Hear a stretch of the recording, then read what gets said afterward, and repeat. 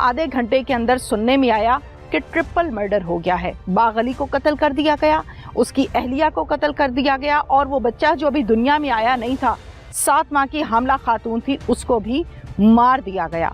Police मौके पर पहुंची, मुल्जिमान को अरेस्ट किया। क्या कहानी है हम वो सब आपको दिखाएंगे और सबसे पहले इसी पंचायत के वो लोग जो उस टाइम भी पंचायत में बैठे थे उनसे बात करते हैं। इस टाइम में जहां पर आपको नजर आ रही हूँ, इस गांव का नाम है चार चक्की वाला। हवेली लखा का ये गांव है।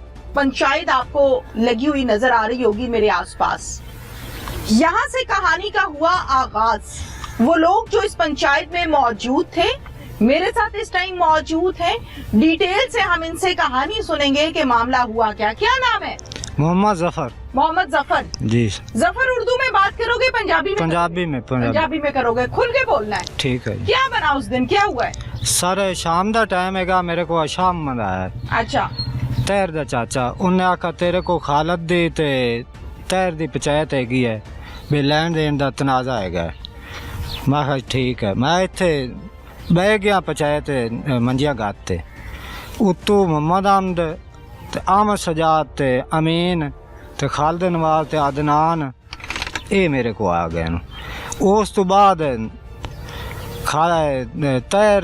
तैर आमद ते बाग अली दी बीवी हैगी है, तैर दी बीवी हैगी है, यासीन है, असलम है, वो आ गए। रोला की सी? रोले ते आना, रोला की सी के तो लड़ाई हुंदी सी? रोला कादी सी? लैंड देन दा तनाजा जी। कितने पैसियां दा? 1,30,000 रुपया खालिद ने तैर को 2 कनाल जमीन ली। अच्छा। वो 1,30,000 दिता, बकाया पैसे केड़े गए खालिद नू, खालिद तो ना ही दिते गए, उन्हें जमीन अगा बेच दी। अच्छा।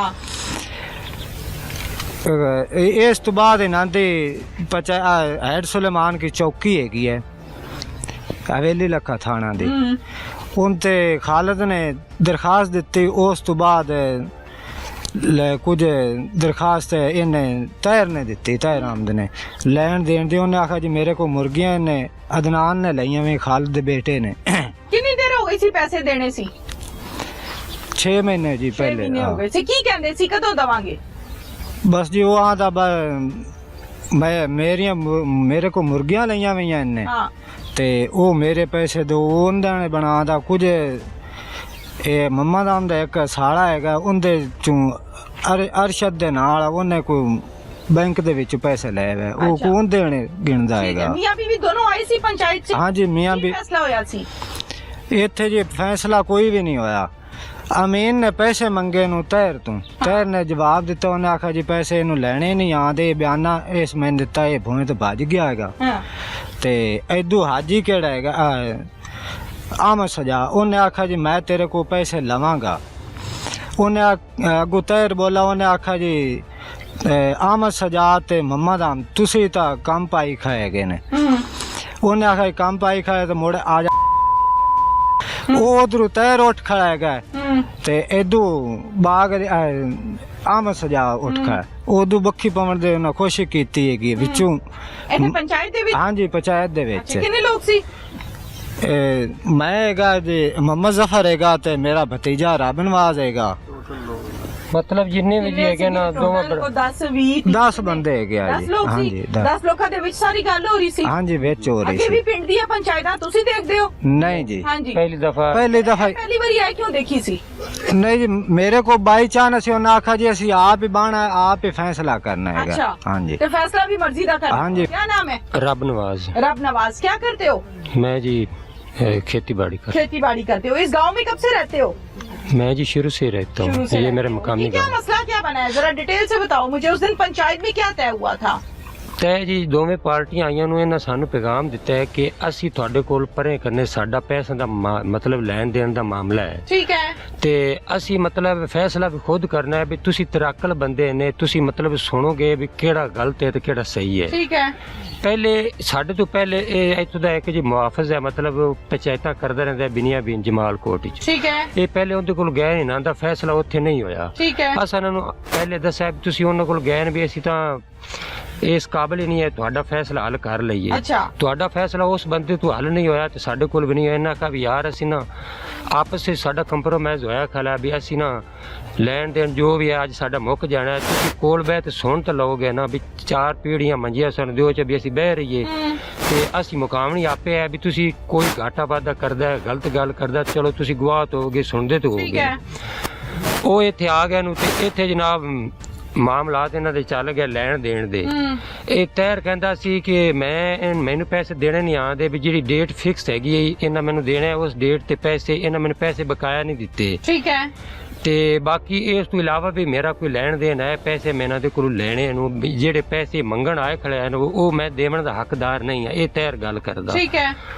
ਉੱਥੋਂ ਜਿਹੜਾ ਹੈਗਾ ਹਾਜੀ ਅਹਿਮਦ ਸ਼ੁਜਾ ਉਹਨੇ ਗੱਲ ਕੀਤੀ ਵੀ ਜਿਹੜਾ पंचायत कितनी देर रही थी?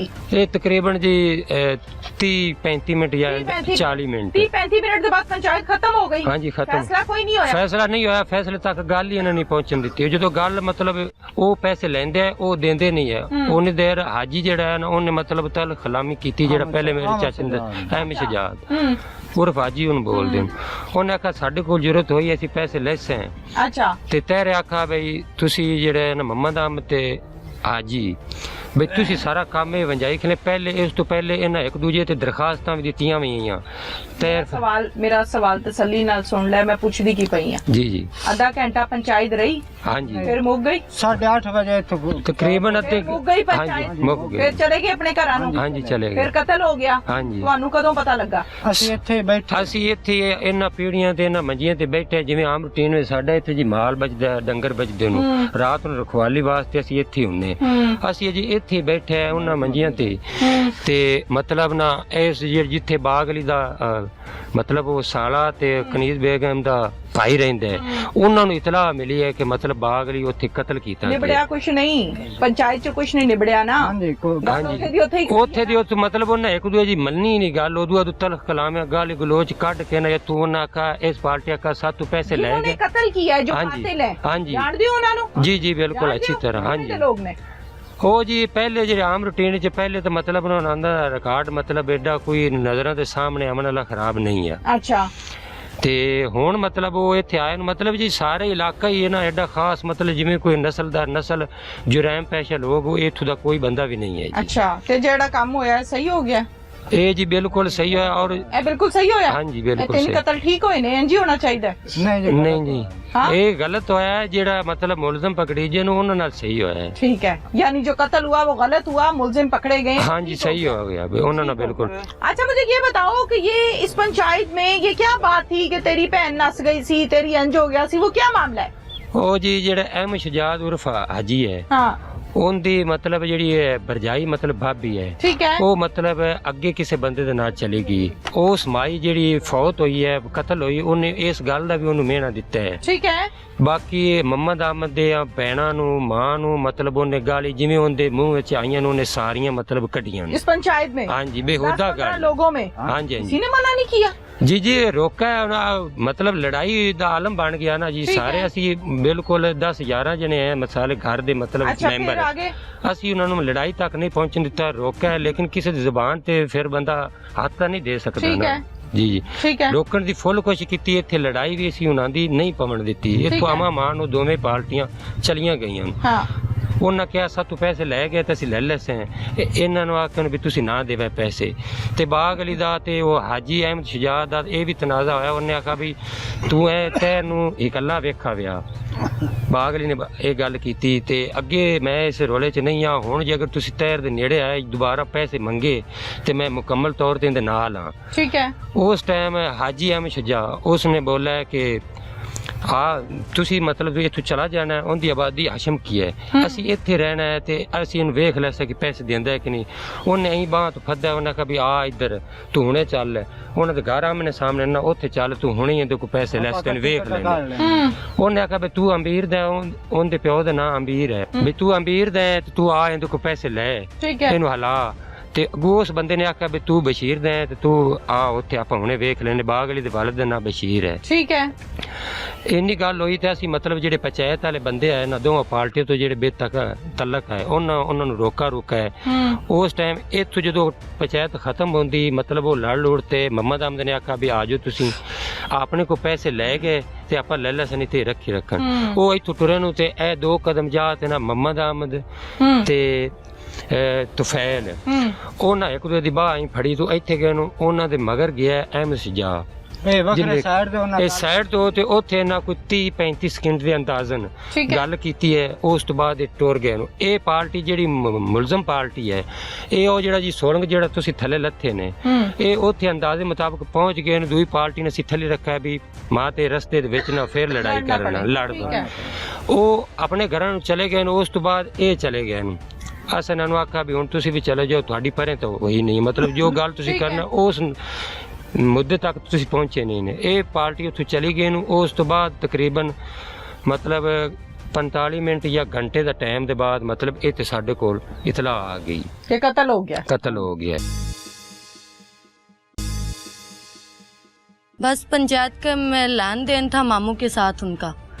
बस सगे वही मामू थे? जी मैम सगे मामू थे। एक ही मामू है और ना कोई मामू नहीं है हमारा। एक ही अम्मी थी और कोई मासी खाला नहीं है। बस मामू की पंचायत में गए वहाँ कुछ लेन देन का मसला हुआ गाली गलौच हुई। उन्होंने बोला कि हम अपने घर में जाओ हमें बताना कि हम अपने घर में बैठे हैं जाके अपनी औलाद के पास जाओ फिर बताते हैं। रास्ते में उन्होंने कत्ल कर दिया। आप कितने बहन भाई हो? मैम हम 6 बहन भाई हैं। तीनों छोटे हैं हमसे। अब आप लोगों की जिम्मेदारी किसी रिश्तेदार ने ताया ने चचा ने किसी मामू ने कबूल की है? फिलहाल तो हमने खुद ही अपनी जिम्मेदारी उठाई हुई है। किसी पे एतबार नहीं है? मैम एतबार है बस वैसे हम किसी पे बोझ नहीं बनना चाहते। ਜਦੋਂ ਜਾ ਕੇ ਦੇਖਿਆ ਤੇ ਨੋ ਦੀ ਕਿਵੇਂ ਦੀ ਹਾਲਤ ਸੀ? ਮੇਰੀ ਨੋਹ ਦੀ ਹਾਲਤ ਇਹ ਹੋਈ ਪਿਆ ਕਿਹੜਾ ਜੱਗਾ ਉਹ ਸਾਰ ਉਹ ਤਾਂ ਜਮਾ ਪਿਆ ਪੇਟ ਨੰਗਾ ਸੀਨਾ ਨੰਗਾ। ਇਹ ਤਾਂ ਮੇਰੀ ਨੋਹ ਦੀ ਹਾਲਤ ਹੋਈ ਪਈ। ਅੱਛਾ ਜਿਹੜਾ ਮੇਰਾ ਪੁੱਤਰ ਉਹ ਐ ਮੁੱਦਾ ਪਿਆ। अच्छा ਕਿਹੜਾ ਉਹਦੀ ਕਮੀਜ਼ ਆਈ ਉਹਦਾ ਪਿੱਛਾ ਨੰਗਾ ਪਿਆ। मकतूला के बच्चे फैमिली मेरे साथ इस टाइम मौजूद है लेकिन सबसे बड़ी बेटी जिसका नाम सना है ये बच्ची कोर्ट में गई और इसने ये कहा कि मैं अपनी माँ और अपने बाप के कत्ल के मुकदमे की मुद्दइया खुद बनना चाहती हूँ। उम्र इस बच्ची की 21 साल है लेकिन अच्छे और बुरे को वक्त की नजाकत को समझती है। सना बेटा 21 साल ही उम्र है? जी मैम। अच्छा सना मुझे ये बताओ कि ये किसने आपको समझाया था कि आपने कोर्ट में जाना है और फिर ये बोलना है कि मैं खुद मुद्दई बनना चाहती हूँ? मैम हमें किसी ने नहीं समझाया बस हमारे ज़हन में खुद ही बात आ गई कि हमें ऐसा करना चाहिए। हमें अपने माँ बाप का हक लेने के लिए खुद ही तैयार होना चाहिए।